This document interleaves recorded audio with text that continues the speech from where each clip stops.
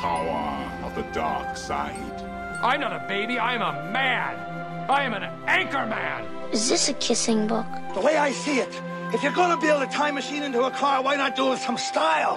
Hello and welcome to episode 6, series 3 of Just Like in the Movies, and the final episode of this series as well, brought to you by GK Media Ltd, providing digital marketing solutions and content for SMEs throughout Ireland and the UK. Didn't get the tagline exactly right, but we'll keep going with it. Every week we explore what is happening in the world of filmmaking and beyond. So we like to look at what is happening here in Ireland, but also kind of what are the big Hollywood blockbuster movies coming out and stuff at the moment. And we're talking about one of the big ones, Captain Marvel, out in cinemas. We'll be looking at Serenity, which Sky Cinema premiered recently, and the Irish movie The Hole in the Ground. We'll also be having a little chat as well on various bits and bobs which cropped up in the past couple of weeks. I'm your host, Garry Kelly, joined as always by Lisa Treacy. Good day. And Dave Coyne. Good evening. Mm-hmm. Just to confuse people. Yeah, we shoot this at 4 a.m. in our loft studio in Galway. Okay, first up, let's talk about Disney's Marvels. They're all the one now. Yeah. Captain Marvel. Excuse me, miss. Why are you dressed for laser tag? Oh boy, you guys don't have any clue, do you? I'm here to stop the shapeshifters that are infiltrating your planet. That's what I'm talking about.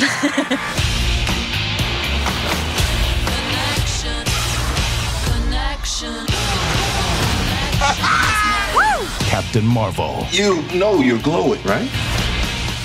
There you go. That's a clip taken from Disney and Marvel's new movie, Captain Marvel, starring Brie Larson. And I saw a few snippets of this movie at a Disney Day in Dublin a few months ago. Looks like an absolutely fantastic movie, but it's been getting a mixed reaction. So, Lisa, what have you thought of the latest Marvel movie to come out? Well, Gary, I loved it. Okay. I really did. I don't know why everyone's giving out about it. It was brilliant. Like, she was the best, like, superhero that we've had in a long, long time. Since Iron Man, she's the best superhero. I thought Wonder Woman was the best. She's DC. I'm talking about the Marvel This world. this is, you know, petrol, diesel we're talking about. Yeah, okay, you know, different animals altogether. Different. Yeah. She was class. Loved it. Her power was deadly. And people are saying they she's could have done really more good. with it. Like what? I kind of, God. I'm going to weigh in there. I think, I agree with you. It was good. And she is excellent. She's charismatic. The character is charismatic. As an actress, she's charismatic. And she carries the film very well. And, you know, it's time for more female-led films like this. As Wonder Woman proved, it can be done. Women are people. Women can be strong, etc. But I think that they kind of let the character down a bit. Her name isn't Captain Marvel. Spoiler alert, people. It's movie's called Captain Marvel. I mean, at the end of Iron Man, he says, jokingly, I am Iron Man. And he is Iron Man. Yeah. And Captain America is Captain America. She is not Captain Marvel. At the end of the movie, there's nothing about a captain. She was a captain in the Air Force, maybe. We don't know for sure. Is it a flashback? Is it not? We don't know. It's never really definitively said. And her mentor is this person called Marvel, played by Annette Bening. So it's not a case, and even at the end, if somebody went, now I am Captain Marvel, I will defend justice or whatever, in a lady's voice, I can't do a lady's voice. But the point is, they didn't do enough with the story, I think. The story was a bit weak. They never told us how she got her powers other than some special airplane crashed. We saw and it with the thing, it's with the same thing, way that with the thing. with That's the not a script. or whatever. What electrocution? Wasn't there like the generator thing, and then she got all her powers from that? It exploded, and then she inhaled all the powers. But just how? Just Why? exactly how the powers were given to many other people. in the Marvel universe. No. I mean, Bruce Banner. There was just to do the Hulk thing. There's an explanation behind it. His father messed with his DNA as a child. You see, I have details, not a yolk blew up and she got powers. It's loose, it's vague. I think they could have done And go more. back to DC. What happened to Batman? Was he just like attacked by bats? And No. Batman's just a legend. I mean, where do we get this guy? There's a famous piece in one of the crappy DC Batmans with Ben Affleck where the Flash says, "What's your superpower, dude?" And he just goes, deadpan, "I'm really rich." And that's all his super... Like, Batman is... Like, He just has gadgets. If I had the bank account of Batman, I could be Batman. Okay, well, Catwoman then. I'm getting confused because I'm watching Tim Burton's Batman. You're comparing have a apples. superpower. You're comparing apples Apples and oranges. atoms here. They're different Like animals. Christopher Walken pushed her out of a window and she was kind of licked and bitten by cats, and then she became Catwoman. No, she just had a psychotic break Yeah, with she reality. did. She doesn't have she's not bulletproof. But then she was or- able to go flipping all over the street of Gotham. Well, yeah, because she, But we believed it. So That's- my argument is that She maybe did a with lot of Captain yoga. Marvel, Well, you know, in terms of the MCU, which is the Marvel Cinematic Universe, inside of that bubble, there's a certain realm of reality. Captain America, he was given a serum and he was gamma radiation, and his subsequent, Bruce Banner was working on the same thing. There's lineage, there's connection, there's a little bit of science. Little bit of science-y stuff. Captain Marvel, her name isn't Captain Marvel, and where does she get her powers? What are her powers? She's got lightning coming out of her fist, and what else? Like, there's no proper explanation to my taste. Yes, as But- to how she doesn't blow up because she's so atomic. But the movie was good. It I enjoyed was it. good. It was good.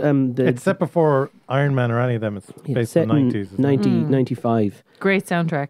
Cool. Yeah. Excellent soundtrack. And the de-aging was really well done Mm-hmm. with Clark Gregg and Samuel L. Jackson. So great job by Brie. I think she did a great job. I think the filmmakers, when I see a film that's directed by two people, I immediately go, ugh. I mean, have you ever seen And a it's the car? Coen brothers. Yeah. Have you ever seen a car? No, it's not. Unless it's the Coen Oh, brothers. sorry. I thought you said it's the Coen brothers. Yes, I'll give you that. Unless it's the Coen brothers or the Wachowski siblings. Yes. Those, well, sometimes. But when I use the analogy of a car, you never see two people driving a car. That's always going to end badly, or it's a joke or a clown car. Okay, well, look, it cost $153 million to make. It's And already it's- grossed $524 million worldwide. Cleaning so up. Job done by the producers. Oh yeah, and I'd love to see a team up between her and Captain America. no, her and Wonder Woman, Iron and Man. Catwoman. Wonder Woman and Catwoman. Captain America, or Captain Why Marvel. What's with Catwoman? I'd love to see that because I think personally as a movie, the Wonder Woman movie was a better movie for me. And I thought that movie was like, wow. I came out of that going, wow, that was brilliant. She was brilliant. The story's brilliant. Your man, Chris Pine. Pine, thank you. He was brilliant in it. The costume design, I love period stuff, like Captain America and the old, 1940s, World War II, and Wonder Woman was World War I believe. I love all that stuff. And my neighbour's brother was the storyboard artist for Wonder Woman. Wow. No way. Yeah, cool. Wow. Small world. Tell him thumbs up. Too. Yeah, well done. Okay, out of 5, Dave? I'm going to give it 3.5. Okay. It could have been 4, but it was just a bit loose, a few loose ends, but really good, solid movie, and I enjoyed it. Lisa? I'm giving it a solid 4 because I don't mind when superheroes get their powers from explosions. Excellent stuff. There you go. That is Captain Marvel. Next up, we're looking at Sky Cinema's Serenity. You know how in Plymouth, they like to say, everybody knows everything? It wouldn't be funny if the truth was that nobody knows anything. How long have I been on Plymouth Island? Feels like we've all been here forever. What's this? Just a little scratch. Please don't kill that man. What? I will give you $10 million to drop my husband in the ocean for the sharks. There you go. That's a clip taken from Serenity, starring Matthew McConaughey and Anne Hathaway, who, of course, starred a few years ago in Interstellar. And a mixed performance. Dave, I know you saw Serenity. I saw it as well. But I'm going to give you the lovely task of actually trying to explain what the movie is about. Well, I won't thank you for that particular task. It's a very strange movie because, spoiler alert, apparently the whole movie takes place in the mind of a little boy. Ah, jeez. The whole movie. And in fairness, when the movie starts, you get this kind of ethereal weirdness. There's something wrong in this world. And it starts off with Matthew McConaughey plays this down on his luck fisherman who is obsessed with catching this big tuna, and he's got a boat that he charters out for people, and drunk people go fishing. Hey, let's go fishing. And he's got Daimyon Hunsu, I think is his name. I can never pronounce his name. He's the guy who is on his ship boat with him, and he's like, you know, they're having arguments and stuff, and he's drinking all the time, and he's randomly hooking up with, what's her name? Diane Lane. Lane. Who is still a very beautiful lady, and he's just, I mean, he gets his bum out every 30 seconds. He gets his bum out. Literally, he's putting on his pants. He's walking. He's naked. It's Matthew McConaughey. He loves that. He walks out of a building naked and jumps off a cliff naked. It's all this surreal stuff. And there's a radio station in the background. Welcome to Plymouth FM and blah blah blah. And it's kind of weird. The next thing, his ex-wife appears, played by Anne Hathaway, and she's kind of femme fatale, double indemnity, kind of big hats and eyeliner and all this kind of stuff. And she wants him. They haven't seen each other in 20 years, and he's got a fake name, and it's all this mystery stuff. And she wants him to murder her husband, her new current husband, who is a Jason Clarke. Yeah, no? Jason Clarke, who is who we reviewed in The Aftermath. in the Aftermath, and his stock as an actor, Jason Clarke, went up because I saw him in Aftermath the previous week, and then I saw him in this, and he's really good performance in terms of different performances, but. The story is kind of woolly and because he's like a bad husband and he's abusive and stuff, and he's an asshole as well. He's just a drunken idiot, and he's probably a drug dealer or something like that. And then it's kind of strangely cutting between this kid in a room in front of a computer, and it's weird coding, and he's coding. And long story short, the whole movie takes place in the mind of this little boy, and Matthew McConaughey is his father, who died in the war or something. God's sake. That's the ending. And that's the terrible. ending. And then at the ending... But it was like a good story. Yeah. You know, bring my husband, who's a bad man, bring him out to sea and deal with your own moral consciousness as to whether you're going to murder him or not. And then it's like, oh, let's just throw something else in just to kind of confuse them and keep it suspenseful and have a twist at the end. It's a high concept movie. And the concept is way too high. It's off the charts. And there's a lot of nonsense in this film. But I'd say on paper, and when I heard on the radio, Sky Cinema presents, like on the radio, somebody paid a lot of money to have this broadcast on the radio, a film by Stephen Knight. And I'm like, who the hell is Stephen Knight? Like if it said a film by Steven Spielberg, I was like, who's Stephen Knight? He's a writer. He's not a director. I mean, he's directed things, but he's a writer primarily. And... a high concept writing thing and a bit nonsensical. And the little boy, when I say little boy, he's a 16-year-old boy. He is building up the courage to kill, in the real world, to kill Jason Clarke. But you never actually see it because he just leaves the room of the coding, and then it cuts back to the fishing boat island, fake Truman Show type thing. And this guy gets killed, and the mother pays him the $10 million that he said. And then it kind of flashbacks to the real world. And it's like, news report, a young boy has been found innocent of killing his stepfather by virtue of insanity. And then it cuts, he's back coding.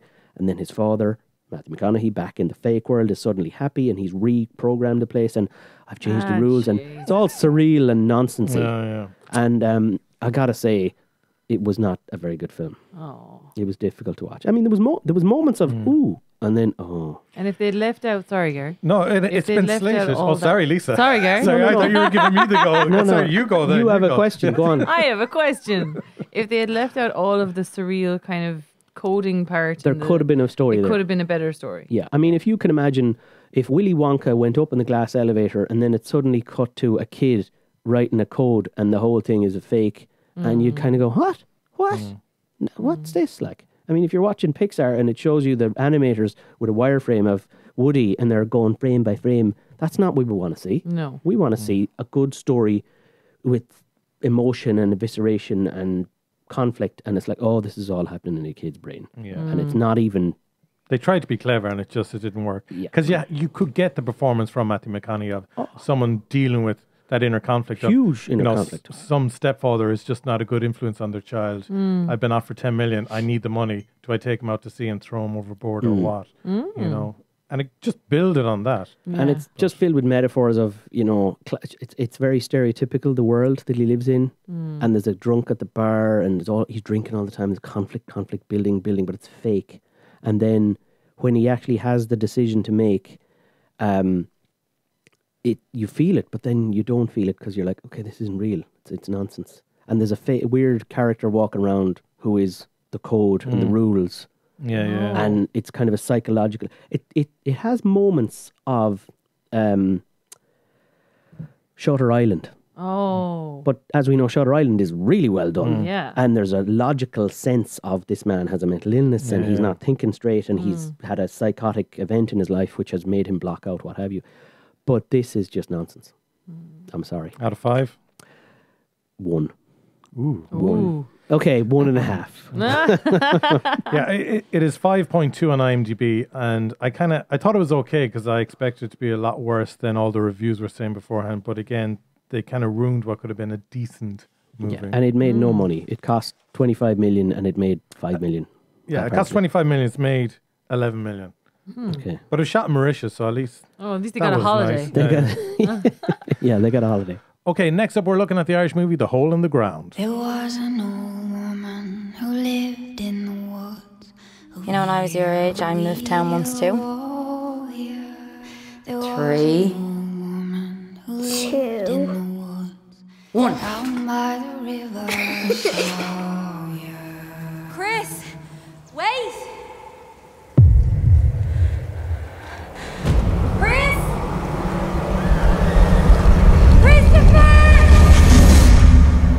Mum?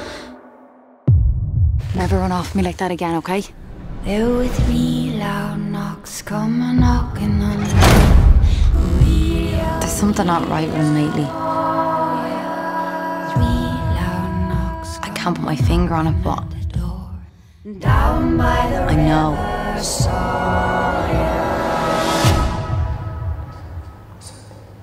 It's not your boy. There you go. That's a clip taken from Lee Cronin's The Hole in the Ground, starring Shauna Kerslake, who, of course, we've seen on plenty of programs on television at the moment. She's been in quite a few movies as well of recent times that are doing well. Yep. It's a horror movie. Yep. Lisa, I know you're not a big fan of horrors, and I saw you tweeting or you put something up on Facebook. Yes, I said. Telling the world. Am I going to see this on my own? Yeah. And I did. Yes, I was brave. Well done, me. I went to see it on my own. Yeah. Nobody would come with me. Was it worth it? Yeah, because it wasn't as scary that I needed someone there beside me. Okay. Because, that's the only reason to bring somebody with you to the cinema to see a scary movie is that you have someone to go, oh, I'm scared. Is that the only reason you married him? Yeah. No, I'm only messing. Yeah, it was good, but there were not enough scares in it. And then at the end, like I'm synopsizing too much, but like by the end of it, when you actually saw the monster, it took the good out of it, because it was like, oh, so now we don't know whether this is like really happening or what this character is. It was, the kid was possessed by, well, not the kid was possessed, the kid was like replaced, shall we say, when he fell into the hole in the ground. I should stop doing air quotes. When he fell into the hole in the ground, and so it's kind of a body snatchers thing. yeah, it's a body snatchers thing completely. Okay. And then she eventually at the very end finds the kid, and he's there and brings him back to life, and he was underground, and then you see all these monsters chasing after her, and then she turns around and one of the monsters is her, and then she punches it, and then she runs, and then you have the end. And yeah, but I thought it could have been. Sounds all right to me. Yeah, it was. Sounds a bit imaginative. Yeah, it was good. I didn't say it was awful. I just said that it wasn't scary enough. That it wasn't. Is that you're it just? You've seen enough scary movies. I've seen enough in time. scary movies that I need a lot more. But what was fright the reaction of the audience, maybe, in the auditorium? In the rest of the people? Yeah, all 7 of them. They were all going, yeah, that wasn't that scary. And I think they're seasoned horror film fans. Yeah. So I think they were waiting for something a bit more. But I think because we see the monster, I think that's a problem.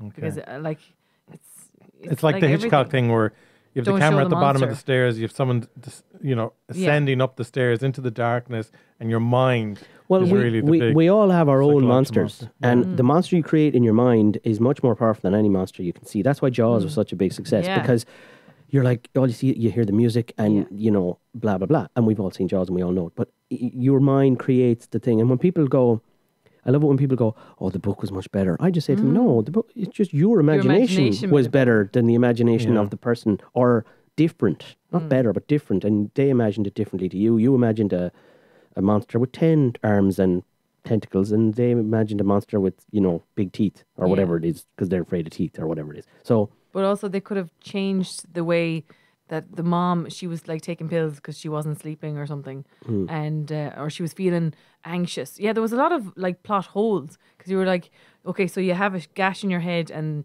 you've moved to this new village, and I presume there's some guy involved, because that's just the way life is. And we never find out what the story was there. So you were like, oh, but there's more to this story. And we never find it out. So she's taking these pills that the doctor has prescribed her. And they could have gone down the route of, is this really happening to her or is she imagining it? You know, it was different. It was definitely different. Well, I say well done to them because they did a great job for an Irish movie not to be boring. That's exactly what I was just going to say. Sorry, no offense to everybody. No, but I was literally just going to say, and no offense to anybody, but like when we say for an Irish movie, what we mean is depressing, alcoholics. No, but you know, dead babies in the grave and all this usual, but the usual Irish, you know. But like, I've heard from various people, I didn't see it, but I've heard from various people that it punches above its weight in terms of budget and clout shots and everything. And it looks great and it feels like a quote unquote a grown up Hollywood movie as opposed to a little Irish movie that's doing well. It feels like a proper movie. It looks like a proper movie that was well made. Yeah, which is good. Just, I know we were slagging Serenity for taking in 11 million and it cost them 25 million. The Hole in the Ground, when I got figures a couple of weeks ago, its worldwide box office was 170 grand, which is actually pretty good for an Irish movie. How much did it cost to make? Domestically, it got 21 grand. Yeah. So it's made nearly 150 grand in the first week or so. Oh, okay. Internationally. What was the budget? What was the budget? I don't know what the budget was. Okay. Shot in Iceland, I believe. But here's, I don't know, was that a typo? I thought it was Bray. They must mean Ireland. Yeah, I know. That has to be Ireland. It wasn't Iceland. Well, maybe they shot some of it in Ireland, or in Iceland. I don't know. No, there was no Iceland. Well, Ireland, maybe typo. Somebody Unless the actual hole in the ground was in Iceland. No, somebody pressed I on the drop-down menu and enter before they did the one drop from Iceland to Ireland. Yeah. But the thing is, I've heard it punches above its weight, and I'm kind of curious to see it. And Shauna Kerslake is a star on the rise. The first time I saw her in a movie, I was like, wow, that's a movie star right there. I mean, stunning presence, great actress. Yeah. Lovely person in real life, apparently. I mean, I've seen her at the Fla. I never had had speaks with her, but I believe people who've said, oh, she's lovely. You know, she's a lovely person, lovely to work with. And I just hope that we see more from her because she's great. And the director, because it's his debut as well, and he got it premiered in Sundance. Oh, yeah. Good, more power to him. And, you know, I hope, obviously the film board supported it, but I hope he moves up, as we've discussed before. Yeah. But, you know, it's good to see that they made an Irish horror movie as opposed to an Irish movie about shillelaghs and bowrons. And we've heard it all before. You know, move on. Give us a new story. And next thing we need is a proper Irish sci-fi movie. That's the next thing. Not like that one with Sean Connery.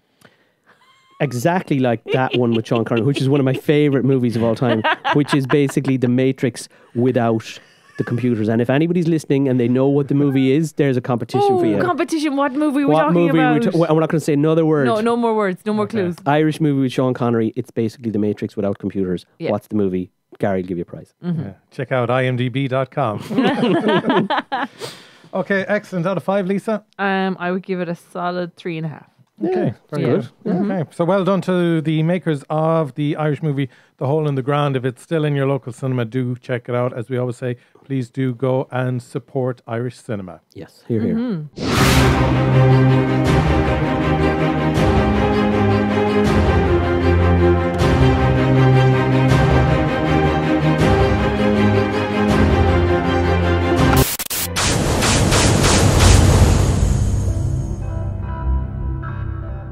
Okay, now we're going to look at some items making the world of showbiz, even though there's no real showbiz stories. It's more just factual information about various entries to festivals and funding schemes. Oh. The Waterford Film Festival, shame on me, I didn't know they had one, is now accepting submissions for the 13th edition of the festival, which takes place in November. Fair play to the Daisha. Did you know? Yeah. I know everything. Yeah, you're just saying that you're just... No. I mean, you'd hear about it in the Fla talks about it, but I've never been. No, I've never been. I mean, I've been to the Cork Film Festival and I've been to Dublin, etc., but I've never been, much to my chagrin, but good on them. You know, 13 is the lucky number for some. Yeah, so it's on in November. If they would love to have us and educate me about their film festival, because I love Waterford. I used to go there on holidays when I was I went there 6 years once of age. too. It's a great spot. Yeah. We'd love to go there. Yeah. If you need Anthem podcasts or interviews or anything like that. At the Marketplace, the Galway Film Fair coordinates pre-scheduled meetings. Basically, the early bird ticket is available, I think, up until Friday the 12th of April. I've done the film fair before, and it's actually really good because you get to meet the people who sometimes don't respond on email or answer the phone when you want to just ask them a quick question about an idea you have or how you go about getting funding for something. They're a little bit more relaxed when they arrive in Galway. The kind of little parties in the evening kind of help them relax that bit too. And a if little you bit go of to those parties, you can... But a little bit of Galway rubs off on them and they relax and they let their guard down and they, you know... They give you the information you want. Yeah. But it's a great way of just informally building up a solid relationship with someone in the industry. Highly recommend that. So yeah, and I think it was maybe up to 8 or 10 people you could see over a couple of days. So you do this wish list, and you might get the priority of the first 5 or something that you're looking for. Wow. But it's good. Go to galwayfilmfestival.com for further information. Film Festival taking place between the 9th and 14th of July, 2019. Yeah, can't wait. And if you listen to Series 2, Episode 4, I was speaking to Sarah Dillon from the Western Regional Audiovisual Producers Fund, better known as RAP, and they've announced applications for the latest round of development support for feature film, television and animation projects now open, and the new deadline is Tuesday, the 30th of April. My birthday! Hey! Yeah. Note to self, 30th. don't answer the phone on his birthday. So yeah, we were talking about Netflix actually before we went to air, and I was saying that I actually cancelled Netflix because just wasn't watching anything. Got Sky Cinema a few months ago, absolutely loving it, catching up on 40 odd movies I always wanted to see and didn't see. I've started Sopranos now. Oh wow! On the box sets because I never finished the series, so I'm starting from scratch on that. Yeah. But of course, when you switch off Netflix, you start hearing about all these things which are suddenly arriving on it. Murphy's Law, yeah. Yeah, I did see Afterlife with Ricky Gervais. Haven't seen it yet. Okay, interesting. Definitely not laugh out loud funny. Oh. And some articles about it said that it's just insulting. Oh. It just insults everyone. But that's what he does at best. Yeah, but is it just... That's his shtick. Has he just gone too much with it at this stage? I haven't seen it, so I don't know, but it's on my list, yeah. But the one, I suppose, as well, that everyone's talking about at the moment is the Madeleine McCann one? Yeah. Oh. Kate McCann. I'd seen Kate here, and I should mention that Ross Whittaker's award-winning feature documentary, Katie About Katie Taylor, is also on Netflix. Kate McCann... Which we gave a great review to. And Jerry, the husband. Yeah. This one about Madeleine McCann. Yeah, I've seen the first episode, and I really want to see more. But it's heavy because, I remember it freshly, even though it's 11 years ago, 2007, it's a long time ago, and I remember it vividly, but it's scary because, when they're standing there talking and you kind of remember it and you feel emotional. Watching a documentary, you feel this emotional there, and then, at work, people are like, oh, I think they did it. I think the parents did it. And, I think they drugged her to keep her asleep by accident and she overdosed and they're trying to cover it up. And I'm like, they're on a holiday. They're in a different country. Where are they going to get rid of the body? They've had a few glasses of wine. It's not as if they were at home and they had their own car and they knew where they could dump the body and the whole place. How could they dispose of their own kid's body? You crazy people. Somebody took her. And, the sad thing, I was thinking she was 3 when she was abducted. 4. Or 3 or 4. And it would have been her 4th birthday. 11 years ago. So she's 15 or 16 or whatever it is. I'm not doing maths. Yeah. She's a teenager now, if she's still alive, hopefully. But as somebody said to me, I'd almost prefer that she wasn't alive, that she didn't go through the hell that she might be going through somewhere in the world, in Africa. Or someone else said, she could be sitting in Romania, was the country they had said, and her name could be whatever, and she could be sitting down watching this documentary, not actually knowing that she is Madeleine McCann. Yeah, but the thing, she had this keyhole iris. Her iris was misshapen, one of her irises, and that doesn't change. So, I don't know. It's very compelling viewing. And as a documentary, I've only seen one episode, but it's pretty well structured. But they dragged this out over 10 episodes, 10 hours. There's so many. But I'm documentaries on YouTube about this. But I'm completely like, you sucked in. Oh, it was late at night. I watched one episode and I was like, and that was, I think, 2 nights ago. And I've been busy and I will be watching more of it, I guarantee you. Like, probably will not be any the wiser by the end of it. Probably not. Probably less. I'll probably have more questions than answers, but it's a big question. What happened or where is she? Is she alive? Is she dead? Is she, and that's what makes it so compelling. Yeah. And it's very common, it's happening all the time. Yeah. even in the city we live in. Okay, well, that is on that happy note. We need to get cheerier. And don't forget, you can tweet us at JLIT Movies. And make sure you subscribe to our YouTube channel as well. Follow us on Spotify, SoundCloud, Apple Podcasts, also known as iTunes Podcasts, Stitcher, the whole works. Thank you very much for either listening or watching Series 3 of Just Like in the Movies. We're going to be taking a little break because we're worn out. We are worn out. I'm wore out. Yeah. But we'll be back again in a few weeks' time as we look ahead to some of the big blockbusters coming out this summer. And certainly hope that the new Tarantino movie as well is coming out soon. Fingers crossed for that. Good. Please, it better be good. Be good. Yeah. Anyways, thank you. And as I said, do try and follow us on social media if you can. Spread the word. We're doing this for the love of filmmaking. And if there's any filmmakers out there that would like us to review any of their work, or if they want to pop in and have a chat, do an interview, please do. You can get in touch with us via social media. Until we talk to you next time, Dave Coyne, thank you very much. Pleasure as always. Lisa Treacy, thank you very much. You're welcome, Gary. Garry Kelly, thank you very much. Maho, Gary. Maho. We'll talk to you soon. Take care. Thanks again. Bye-bye. Bye.